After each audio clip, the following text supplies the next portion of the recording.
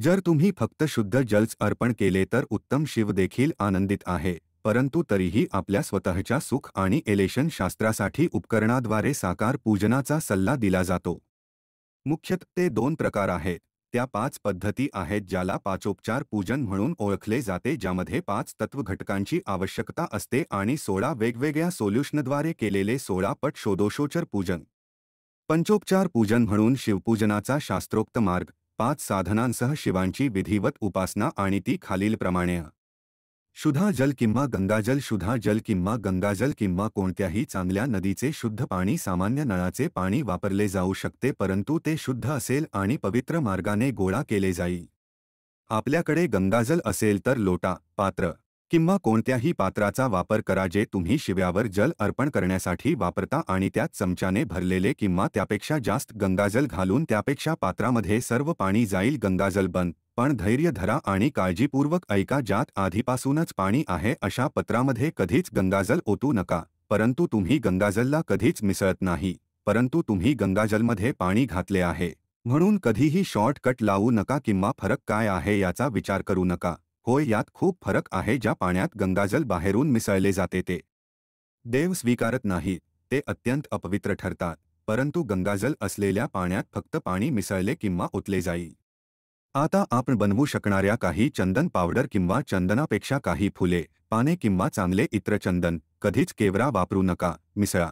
गंध. येथे सुगंधित चंदन, शुद्ध भस्म, चंदन चूर्ण किंवा चंदन या अष्टगंधाचा उपयोग केला जाईल किंवा उत्तम मार्ग म्हणजे काही कपूर, काही चंदन पावडर, काही श्वेता भस्म, काही अष्टगंध पावडर, काही अभ्रक, चंदनचे लील इतर मुख्यतः आणि ते सर्व बेसवर ठेवा ज्यावर चंदन चोळण्याने बनवले जाते त्यावर खडक आणि थोडेसे पाणी घाला आणि चंदन लाकडाचा तुकडा घ्या आणि त्या सर्वांना एकत्र करून किमान अर्धा तास किमान 15 मिनिटे लावा जेणेकरून त्या लाकडाचे खरडे देखील बांधावे. पेस्ट हा सर्वोत्कृष्ट चंदन आहे ज्याला भस्म देखील आहे. प्रत्यक्षात शिवला सर्वात जास्त भस्म आवडतो. यासाठी तुम्ही कोणत्याही यज्ञाचा भस्म वापरू शकता आणि त्याचा वापर स्वतःसाठी आणि शिवासाठी त्रिपुंडासाठी करू शकता. मी यज्ञ नियमितपणे करतो आणि त्याचा उत्तम फिल्टर केलेला भस्म ठेवतो आणि त्यात मी काही चंदन पावडर, अभ्रक आणि श्वेता भस्म पावडर मिसळतो. तर पहा, काही चंदन देखील चांगले आहे आणि जर तुम्हाला हवे असेल तर तुम्ही असे दिव्य चंदन देखील बनवू शकता शिवसाठी काही व्यायाम करून. ते उत्तम पुण्य असेल. पुष्पमक्षत बेलपत्र शिवांना अत्यंत प्रिय आहे. नेहमीच शिवपूजेमध्ये ठेवणे चांगले आहे. अगदी एखादी व्यक्ती करेल किंवा जरी तुम्हाला 3 दिवसांपूर्वी देऊ केली जाणाऱ्या मूर्तीपेक्षा सापडत नसेल तर ते योग्यरित्या धुवून झाल्यावरही वापरा किंवा तुम्ही शिवलिंगाकडून बेलपात्र घेऊ शकता. पूर्वीच्या भक्ताने अर्पित केलेला अर्क अशा प्रकारे तुम्ही शिवलोकाकडून विकत घेत असाल आणि त्यास शुद्ध जल स्मेअरने धुवून नंतर त्यावर काही चंदन ठेवून अर्पण करा शिवाला. आणि त्याहून अधिक चांगले, आपण 11 किंवा 1000 बेलपत्र देखील देऊ शकता आणि निश्चितपणे साधना जास्त फळ देऊ शकता. आणि शिव यांना इतर काही पाने आवडतात. शमी पात्राला शिव्याला शमी अर्पण करण्यासारखेच त्याला अर्पित केलेले पत्र म्हणजे कोशपत्र, विजापत्र, तुळशीपत्र इत्यादी देखील शिवांना अर्पण केले जातात.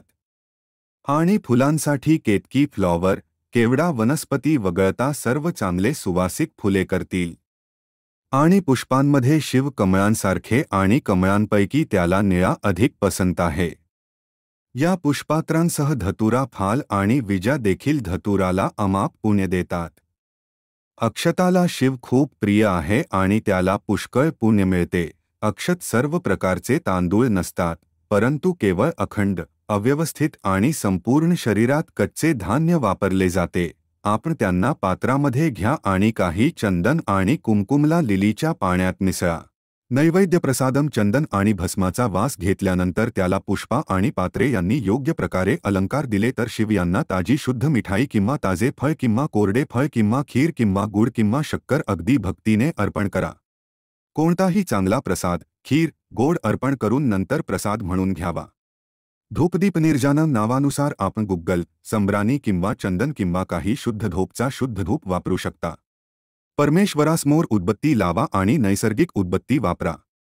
नंतर गायीच्या दुधापासून तयार केलेला तूप वापरून दिया पेटवा. त्यानंतर तुम्ही आरती करू शकता. श्रावणात शिव अभिषेक सर्वात महत्त्वाचा आहे. सर्वात फायद्यासाठी ठराविक दिवसात पुढील गोष्टी जोडून शिव अभिषेक करा.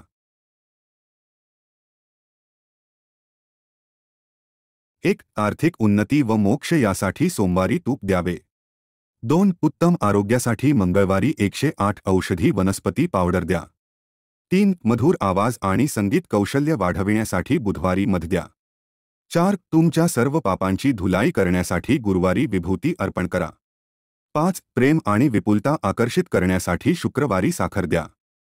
6. आजारातून बरे होण्यापासून व सुटकेसाठी शनिवारी तेल लावा.